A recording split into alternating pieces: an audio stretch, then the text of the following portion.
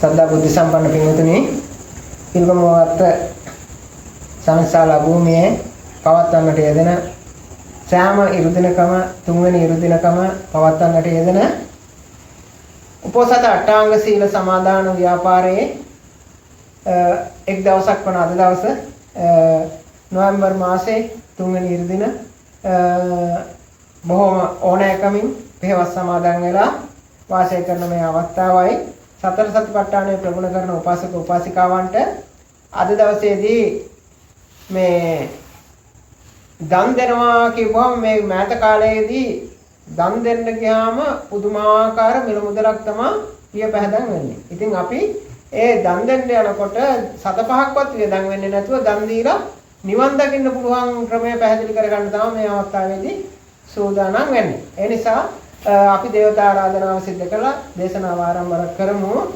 සාදුකාරය දෙන්නකෝ. समन्त चक्रवालेषु अत्रा गच्छन्तु देवता सद्धम्मं मुनि राजस् सुनन्तु सक् मोक्षदं धम्मश्रवण कालो अयं बदन्ता धम्मश्रवण कालो अयं बदन्ता धम्मश्रवण कालो अयं बदन्ता नमो तस्से भगवतो अरहतो सम्मा सम्बुद्धस्से नमो तस्से भगवतो अरहतो सम्मा सम्बुद्धस्से नमो तस्से भगवतो अरहतो सम्मा सम्बुद्धस्से सब्बपापस्साकरणं कुशलस्स उपसम्पदा सचित्त परियोदपनं एतं बुद्धानुशासनम् සද්ධා බුද්ධ සම්පන්න පින්වතුනි, බොහොම ඕනෑකමින් වීර්යාධික උපාසක පිරිසක් හැටියට අද දවසේදී උපෝසත අටාංග සීල සමාදන් වෙලා සතර සතිපට්ඨානය ප්‍රගුණ කරමින් වාසය කරන මේ අවස්ථාවේ මේ සවස් භාගයේ අපි සාකච්ඡා කරන්නට යොදාගත්තේ මේ දන් දෙනවා කියන එක, දන් දීලා නිවන් දකින්නේ කොහොමද කියන කාරණාව පෙරදරි කරගෙන තමයි මේ අවස්ථාවේදී අපි මේ සාකච්ඡාවක් ආරම්භ කරන්න සූදානම් වන්නේ. පින්වතුනි, මේ මෑත කාලයේදී දන් දෙනවා කියපුවාම දන් දෙන්න කොච්චර මුදලක් ඕනද?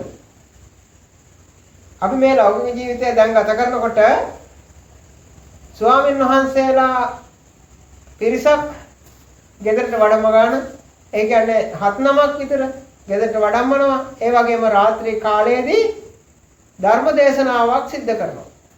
ඉතින් ඔය කරනකොට පින්වතුනි, මේ දන් දෙනකොට පුදුමාකාර මුදලක් තමයි මේ කාලේ වැය වෙන්නේ. හේතුව මොකද? ලයිට් දාන්න ඕනේ, එන ඥාතිහිත මිත්‍රාදීන් පිරිසක් රැස් කරගන්න ඕනේ, ඒ අයට සංග්‍රහ කටයුතු කරන්න ඕනේ. විශාල මුදලක් මේ වටපිටාවට විය පැහැදම් කරලා ස්වාමීන් වහන්සේලා 7-9කට විතර තමයි මේ දානය පිරිනමන්නේ. පිරිකර පූජා කරන්නේ 7-9කට විතර. එතකොට 500කට විතර අපි ආහාර පාන වලින් සංග්‍රහ කටයුතු කරන්න ඕන වෙනවා. දැන් තියෙන ක්‍රමය එහෙමයි, රටාවත් එහෙමයි. ඉතින් පින්වතුනි, මෙතනදී ස්වාමීන් වහන්සේලාට දානයක් දෙනවද? එහෙම නැත්නම් මේ ඥාතිහිත මිත්‍රාදීන් වටපිටාවට දානයක් දෙනවද කියන එක තමයි මෙතන තියෙන ප්‍රශ්නේ.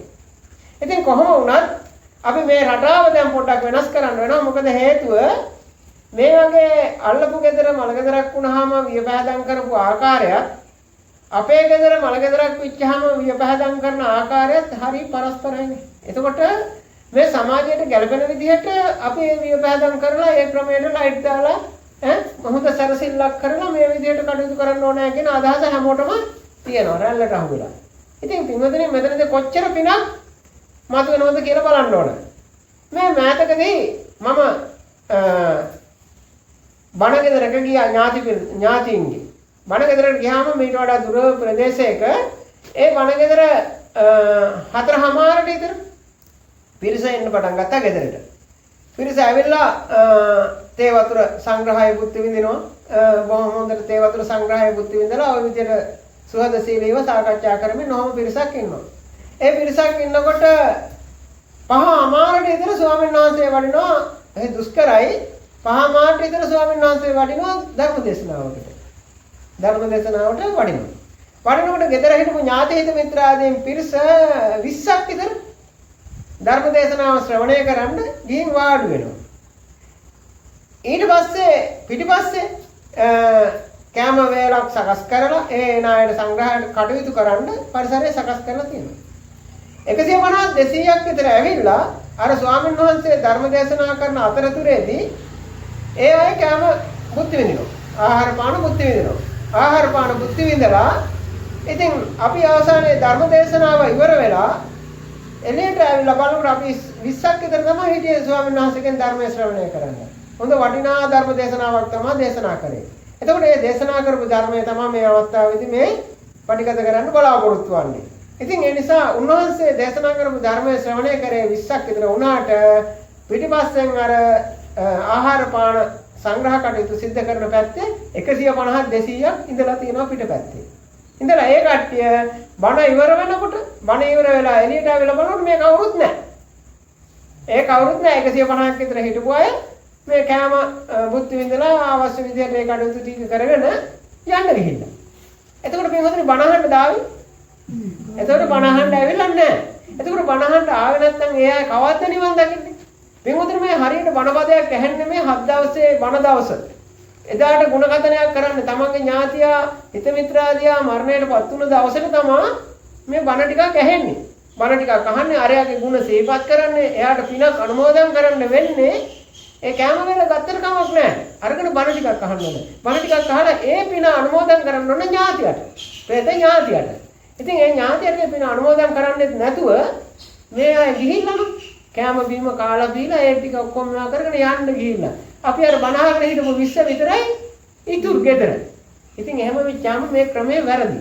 ඒ ක්‍රමය නෙමෙයි වෙන්න ඕන බණ පදයක් හරි අහලා ඒ අයත් එක්ක සුහදශීලීව කතා බහ කරලා අනේ අපිත් එක්ක මේ මිය පරලෝකීය ඥාතියට පින් ටිකක් අනුමෝදන් වේවා. අපි හොඳට බඩකට පිරෙන්න බත් ටිකක් කෑවා. ඒ හින්දා මේ අයට පින් අනුමෝදන් වේවා කියන අදහස තමයි හැමෝගෙම තියෙන්නේ.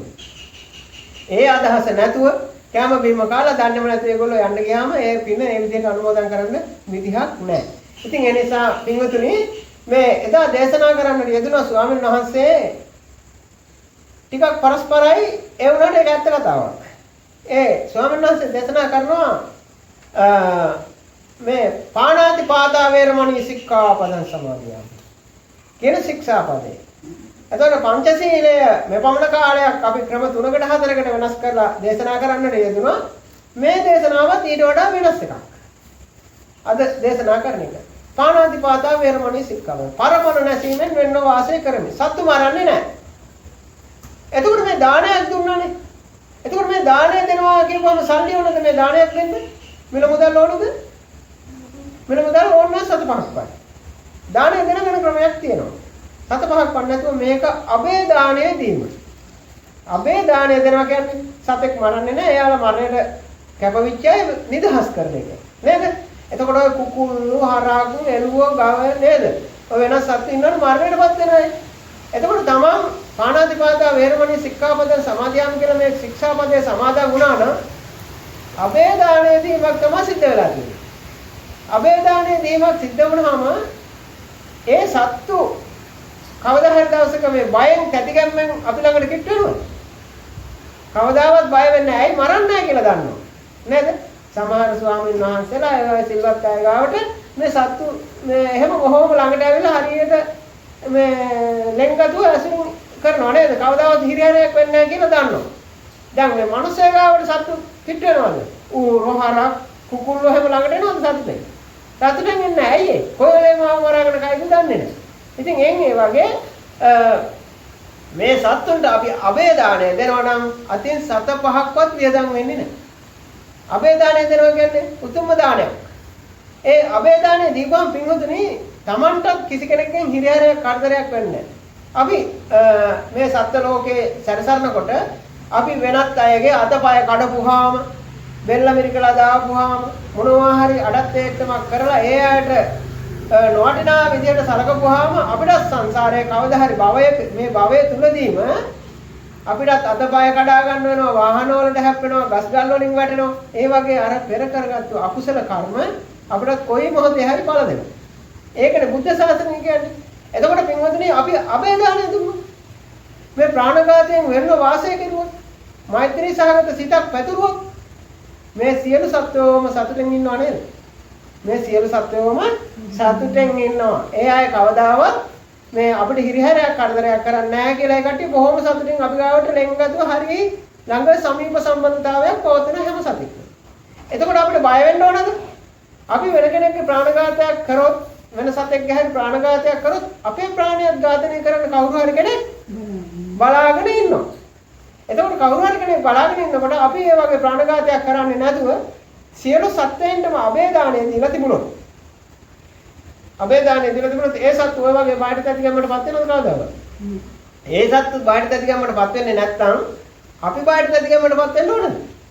අපි කවදාවත් බාහිර තත්ත්වයකටපත් වෙන්න ඕනේ නැහැ. මොකද හේතුව අපි ප්‍රාණඝාත අකුසලයේ කරලා නැති නිසා අපිට ඒ වගේ බලපෑමක් කාගෙන්වත් සිද්ධ වෙන්නේ නැහැ.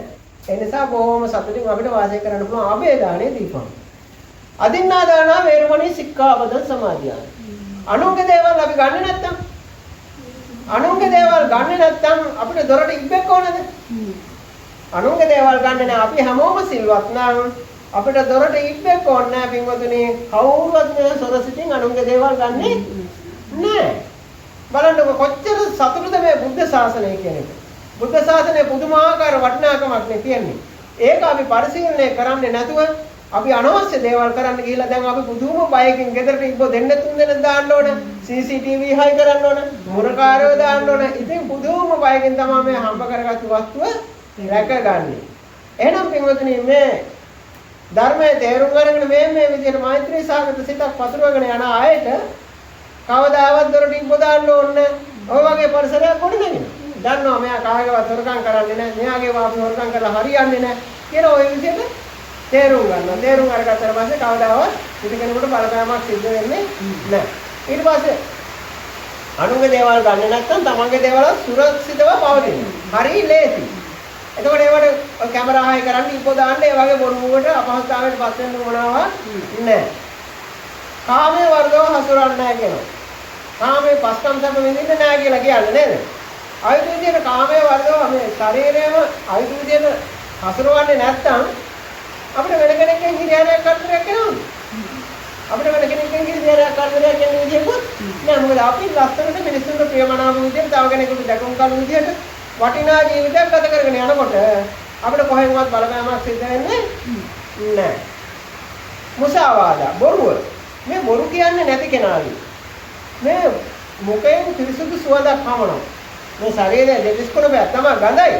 නමුත් අර කටින් හොඳට ප්‍රිය වචනේ කතා කරනකොට මේ අතිගාරෙන් අමුතු සුවඳක් එනවා කියලා කියනවා. ඉතින් ඒක එහෙම තමයි. මොකද හේතුව ඇතුළ නරක වෙලා නැහැ. ඇතුළ නරක නැහැ. ඉතින් බොහොම හොඳට වාසය කරන්න පුළුවන්. කිසි කෙනෙක් Tamanට බොරුවක් කියලා වංචාවක් කරන්න ඒ වගේ මොනවත් බලපෑමක් කරන්න කවදාවත් කවුරුත් එන්නේත් නැහැ. සුරාමේරය මත්තන ಜಾති පාවිච්චි කරපුවාම පින්වතුනි පුදුමාකාර බලපෑමක් තියෙන්නේ නේද? ගෙදර දොරේ මත් වෙලා ආවට පස්සේ දුවා දරුවෝ පුදුම බයකින් ඉන්නේ. දුවා දරුවෝ බිරිඳ එහෙම පුදුම බයකින් ඉන්නේ. කොයි වෙලේ වළං එළියට යයිද, පිඟන් එළියට යයිද, එහෙම නැතුව ඔය පොල්ලක් ඇයිද මුන්න තරම් පුදුම බයකින් ඉන්නේ. මාළුවට ලුණු අඩු වැඩි වෙලා තිබුණත් ඒත් ඉවරයි. ඉතින් ඒ පුදුම බයකටපත් වීමකටපත් වෙනවා මේ ශික්ෂාපද හරියට ආරසා නොකරගෙන හිටපුවා. ඉතින් බින්වතුනේ එතකොට ඒ ගෙදර ඉන්න අයත් බොහොම බයෙන් තමයි ජීවිතය ගත කරන්නේ. එහෙනම් මේ ශික්ෂාපදයට අපි හරියට ආරක්ෂා කරගෙන මේ සුරාව කියන මත්තන ಜಾති පාවිච්චි කිරීමෙන් පොඩ්ඩක් තුරන් වෙලා මේ මද්යසාර ගැන කියන්නේ අපි වෙනතරම් කියන්නේ වෙනත් විදිහකට මේ මත් වෙන පංච උපාදානස්කන්ධයෙන් තමයි මත් වෙලා ඉන්නේ කියලා. නමුත් මේ එදා දේශනාවේ මේ විදිහ දේශනාවක් තමයි කියේ. ඉතින් ඒකට කිව්වා මද්යසාර වලින් තොරව තමන්ගේ ජීවිතය ගත කරන නම් දුවා දරුවෝ හරියටි කරු තාත්තා ගාවට දුවගෙන ඇවිල්ලා තාත්තගේ ගෙදරට එනකොට වැඩට ගිහින් එනකොට දුවගෙන ඇවිල්ලා බඩු මුට්ටු ටික අතට අරගෙන බොහොම සතුටින් යනවා. මද්යසාර පාවිච්චි කරලා තාත්තා කෙනෙක් ගෙදරට එනකොට අර තාත්තා එනවා අප්පච්චි හැංගියලා කියලා දොර මුණු ගානේ පැදුරු වස්සේ ගිහින් හැංගෙනවා බයද. ඉතින් පින්වතුනි ආන්නේ විදිහට තමන්ට මේ ශික්ෂාපද සමාදන් වල ඒ විදිහට කටයුතු කරන්න පුළුවන්. ඉතින් ඔය විදිහට කටයුතු කරනකොට පින්වතුනි බොහෝම නිහතමානී ජීවිතයක් ගත කරගෙන සදහවත් මනුස්ස ජීවිතයක්. ඊටාම වටිනා මනුස්ස ජීවිතයක් ගත කරගන්න පුළුවන්. ඉතින් ඒවට සල්ලි ගියාද? මිල මුදල් වියදම් වුණාද? බලන්නකො පරිසරයේ කොච්චර දුරට වෙනසක් විපරිණාමයකටපත් වුණාද? අපි හොඳටම මේ ශික්ෂාපද කඩාගෙන හැමදාමත් අපි අවිතු විදියට ජීවිතය ගත කරගෙන යනවා නම් හැමදෙනෙක්ම අපි ගැන බලන්නේ වපරයි. කවදාවත් සතුටින් අපි දිහා බලන්නේ නැහැ. අනේ එයා නම් හරි හොඳයි ජීවත් කරනවා උපාසක මහත්තයෙක් කියලා කවුරුවත් බලන්නේ නැහැ. ඒ අය අපිට බයෙන් තමයි ජීවත් වෙන්නේ. මොකද අපිට ශක්ති සම්පන්නයි. අපි අවිතු විදියට හැසිරෙනකොට අරක්කු බීලා, බීඩි සිගරට් බීගෙන මේ සමාජයේ නොගැලපෙන විදියට අපි ජීවිතය ගත කරනකොට පින්වතුනි අපේ වටපිටාවේ ඉන්න හැමෝම අපි දිහා බලන්නේ වපරහින් බලන්නේ. වපරහින් බලපුවම මොකද වෙන්නේ? අපිටත් සැනසෙල්ලෙන් ජීවත් වෙන්න බෑ. ඒ වටපිටාවේ ඉන්න අයටත් සැනසෙල්ලෙන් ජීවත් වෙන්න බෑ. ඉතින් ඒ නිසා ඕම ඔය කාරණා ටික උපාසකම්මල හොඳට තේරුම් ගත්තොත් උපාසකම්මලට පුළුවන් සැනසෙල්ලෙන් සතුටින් මරණයටපත් වෙන්න. එන්නේ විදිහට හොඳට මේ ප්‍රතිපත්ති ගරුකව තමන්ගේ ජීවිතය ගත කරන අයට ප්‍රේත භූත බලපෑම් නැහැ. ප්‍රේතයන්ගේ බලපෑම් භූතයන්ගේ වෙන කාගේවත් වටපිට මිනිස්සෙන්ගේ නොඑක ආකාරයේ මිනිස්සු ඉන්නවා. ඒ කාගේවත් බලපෑමක් සිද්ධ වෙන්නේ නැහැ. ඒ අයට බොහොම සැනසෙල්ලෙන් සතුටෙන් ජීවිතය ගත කරගන්න පුළුවන්. ඉතින් ඔය වගේ දහම් කරුණු ටිකක් උපාසකම්මල හොඳට ඉගෙන ගන්නවා නම් මේ මනුස්ස ජීවිතේ පුදුම සපක් පුදුම සතුටක් දුක් විඳින්න පුළුවන්. මේ දහම් කරුණු ටික නොදැනගෙන අපි ආයුධ විදිහට මේ ජීවිතය හැඩගස්සන්න ගියාම පින්වතුනි අපටත් නොසන්සුන්ව තමයි මේ ජීවිතය හැඩගස්සන්න වෙන්නේ. මරණයටපත් වෙනකොටත් අපි දුගතිගාමී තමයි වෙන්නේ. ඉතින් එහෙම වුණොත් පින්වතුනි අපිට සතුටක් නම් මුත් විඳින්න හම්බ වෙන්නේ නැහැ. ඉතින් ඒ නිසා මේ බුදුරජාණන් වහන්සේගේ සීසත් ධර්මයේ ශ්‍රවණය කරලා ඒ අනුව ජීවිතය ගත කරනකොට බොහොම සතුටින් සතුටින් ඉන්න උවමනාව. එහෙමනම් මේ ශික්ෂාපද බුදුරජාණන් වහන්සේ අනුමත කරාට පස්සේ ඒ අනුව අපි වාසය කරනවා නම් හැමතැනම සතුටින් ජීවත් වෙන්න පුළුවන්. ඉතින් උපාසකම්මලට වෙන මොනවද දැනගන්න ඕනේ?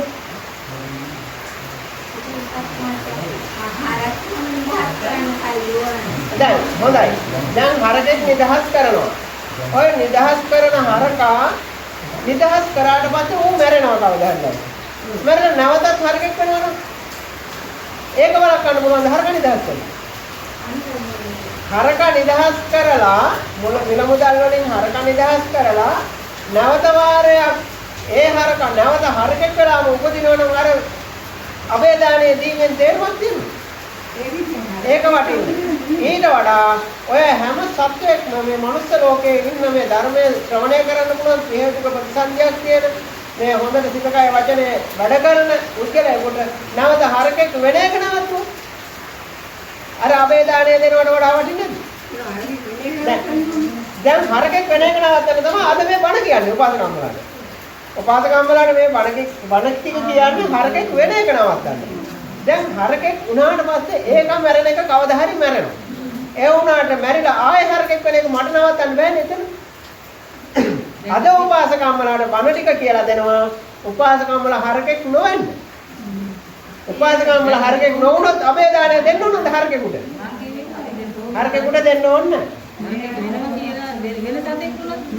වෙන සතෙක් වෙන එක නවත්තන්න තමයි බණ කියන්නේ. අපි හිතමුකෝ එළුවෙක් කියලා. එළුවෙක් වෙන එක නවත්තන්න තමයි ආද බණ කියන්නේ. එතකොට අර ප්‍රාණඝාත අකුසලයෙන් අබේදානය දීලා බේරන්න සල්ලි යන්නේ නැහැ. දැන් මේ විදිහට බණ ටික කියපුවම උපාසකම්මලා හරකෙක් වෙන එක නවතිනවා. බල්ලෙක් බලලෙක් වෙන එකක් නවතිනවා. කුකුලෙක් වෙන එක නවතිනවා. එළුවෙක් වෙන එකත් නවතිනවා. ඔව්. ඒ ක්‍රමය තමයි මේ ක්‍රමය. නැත්තම් හරකෙක් නිදහස් කරුවට විතරක් ඒ හරකා තව කවදාවත් ඒ හරකාගේ තියෙන අකුසල කර්මය යටපත් වෙලා ඉවර වෙන්නේ නැහැ. ආයෙත් හරකෙක් වෙලාම උපදිනවා. ඒ කියන්නේ ඒ ණය ගන්න දෙනු ගෙවන විදිහ. ඒ නිසා ඒ සත්ත්ව ලෝකයේ උපදිනවට තිරසන් සතර අපායේ උපදින එක වළක්වන්න තමයි අද දවසේදී මේ බණ කියන්නේ. සතර අපායේ උපදින එක නවත්තන්න බණ කියපුවාම උපාසකම්මලා ආයේ හරක් නිදහස් කරන්න ඕනේ. හරක් නැහැ. හරක් වෙන්නේ නැහැ උපාසකම්මලා. හරක් උපාසකම්මලා හරක් වෙන්නේ නැති විදිහට නිදහස් කරන හරක් ඉන්නේ. ඉතින් ඒක තමයි මේ කරන්නේ. හැබැයි හරකෙක් සල්ලි දීලා නිදහස් කරුවට කවදාවත් ආයේ හරකෙක් වෙන එක නවත්තන්න බෑ. පැහැදිලි? ඒ නිසා අද බණ ටික කියලා දීලා උපාසකම්මල නැවත දුක සතර අපායේ උපදින්න නැතුව සතර අපායේ දොරවල් වැහෙන විදියට ධර්ම දේශනාව සිද්ධ කරන්නේ ඒකයි. පැහැදිලි නේද? දැන් හරි. උපාසකම්මලා සල්ලි දීලා හරකෙක් නිදහස් කරුවට කමක් නෑ. ආයේ කවදාවත් ඒ හරකෙක් නොවෙනවා. විශ්වාසයිද එහෙම වෙනවද? ඒ හරක් නිදහස් කරුවට අර වෙන කෙනෙකුට හදන්න කියනකොට ඒ මම දැන් නැවතුවද? දැන් ඒ ප්‍රාණඝාතය සිද්ධ වෙනවා හරක් මරනවා කියන එක අදහස නැති කරන්න බෑනේ. ඒ හරක විච් එක මරනවාමයි.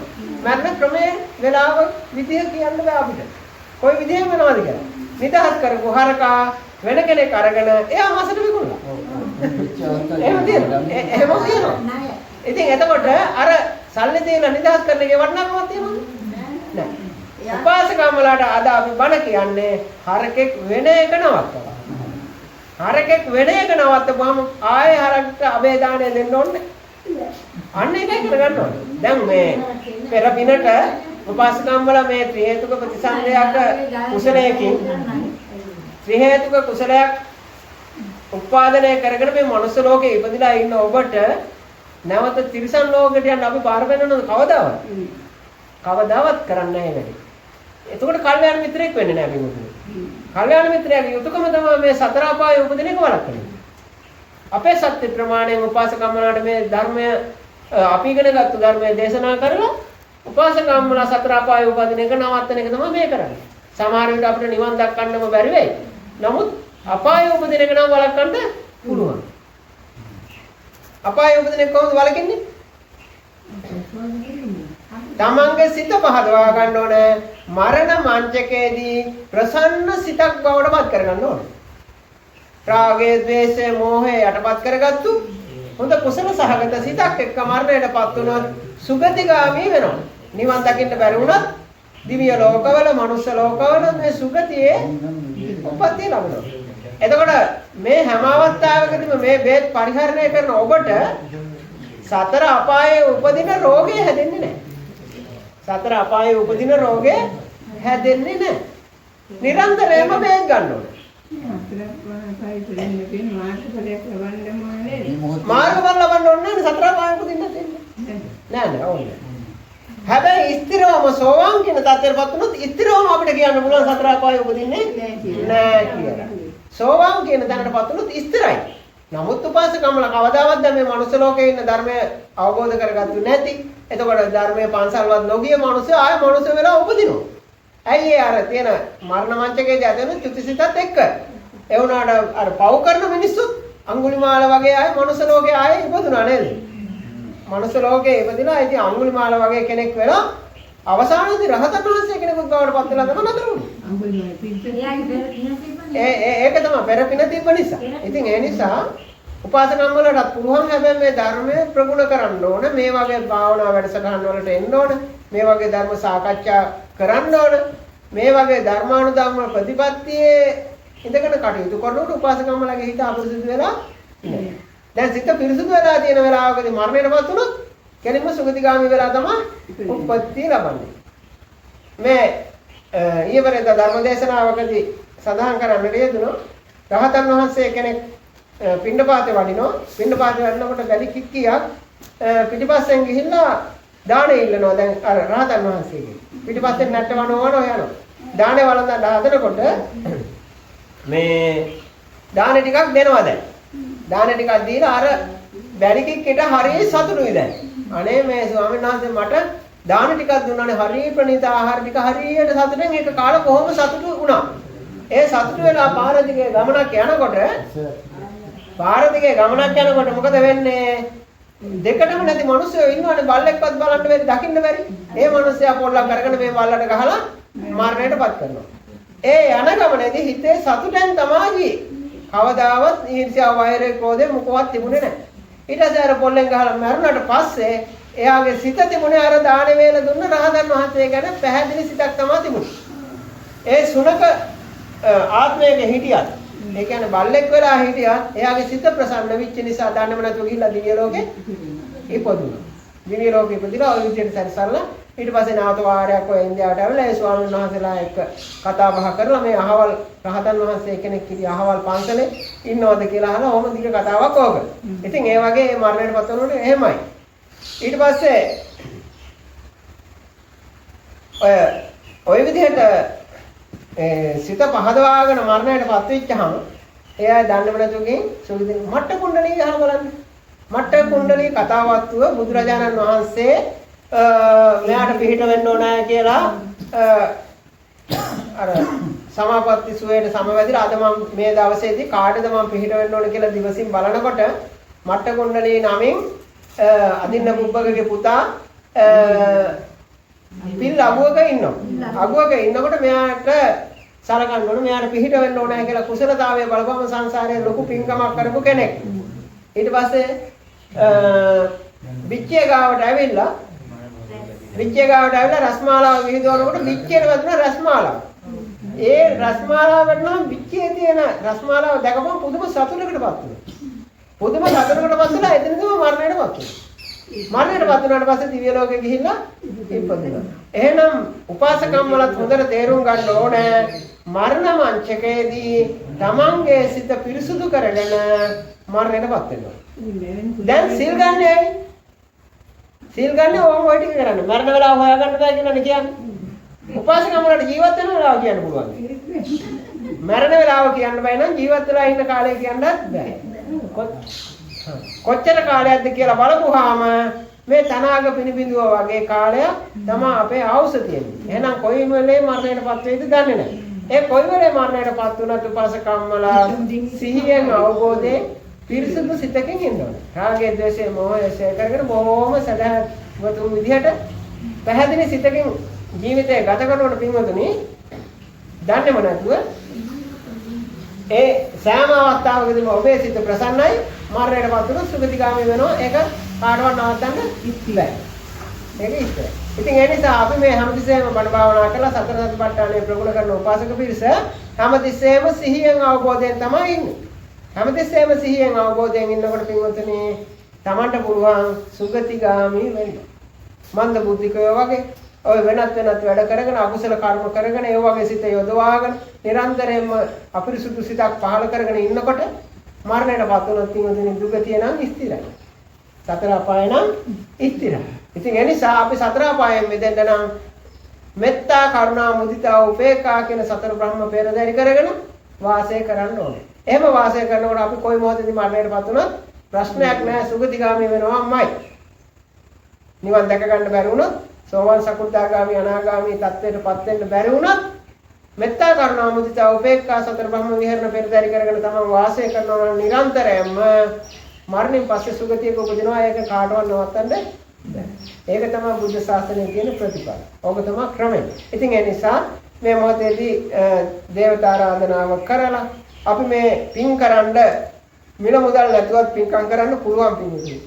ඒක කාරණාව පැහැදිලි කරගත්ත මේ මොහොතේ උපාසකම් වල බොහෝම සතුටින් ජීවිතය ගත කරන්න මේ වගේ උතුම් දිනයක පෙරවස් සමාදන් වෙලා මේ උදෑසන එනවට වඩා වෙනස්ව ධර්මදර උපාසක පිරිසක් හැටියට මෙතනින් යන්න ඕන. මම හිතන්නේ උදෑසන ඉඳන් මේ වෙනකම්ම වටිනා දහම් කරුණු රාශියක් සාකච්ඡා කරන්නට යෙදුණා. මේ දහම් කරුණත් තමන්ගේ ජීවිතයට එකතු පහදා කරගෙන මේ සංසාර දුකෙන් ගැලවෙන්නට අද දවසේදී මේ දේශනාවත් ඔබ අප සියලුම දෙනාට හේතු වේවා වාසනාව වේවා කියලා ප්‍රාර්ථනා කරනවා. අපි දෙවියන්ට පින් අනුමෝදන් කරමු.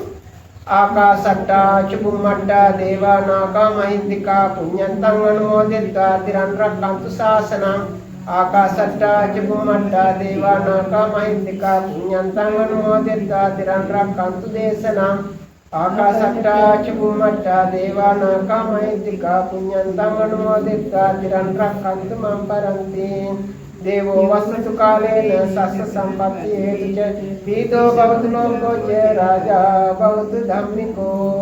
इदं मे ज्ञातीनां होतु सुखिता होन्तु ज्ञातयो.